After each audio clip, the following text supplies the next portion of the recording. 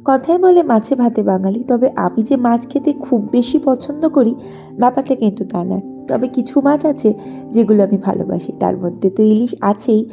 আর নদীর মাছ বা গঙ্গার মাছ বা কি বলে সামুদ্রিক মাছ খেতে আমি বড়ই ভালোবাসি। আর পুকুরের মাছ আমি না একেবারেই ভালোবাসি না।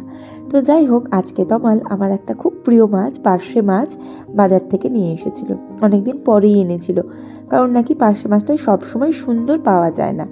তো আজকে তাই ভাবলাম গরম গরম ভাত আর সর্ষে দিয়ে পার্শে মাছ। প্রথমে ভেবেছিলাম অন্যরকম করে করব, তারপর ভাবলাম না, একদম শুধুমাত্র সর্ষে দিয়েই করব। আর সাথে একটু মিশিয়ে নিয়েছিলাম পোস্ত।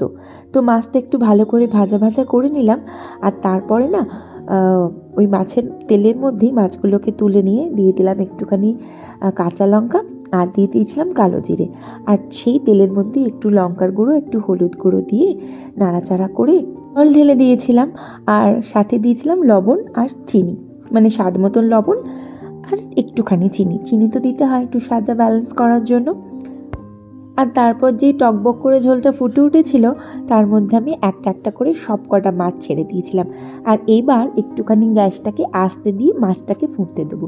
আর ওইদিকে যে আমি সর্ষে আর পোস্তটা বেটে রেখেছিলাম, সেটাকে না একটু ছেঁকে নিয়েছিলাম। ছেঁকে নিয়ে সেটা আমি মাছের মধ্যে দিয়ে দিলাম। এবার আর খুব বেশি ফোটাবো না, একটু ফুটে উঠলেই এর মধ্যে আমি দিয়ে দিলাম কটা চেরা কাঁচা লঙ্কা, আর দিয়ে দিলাম খানিকটা সর্ষের তেল।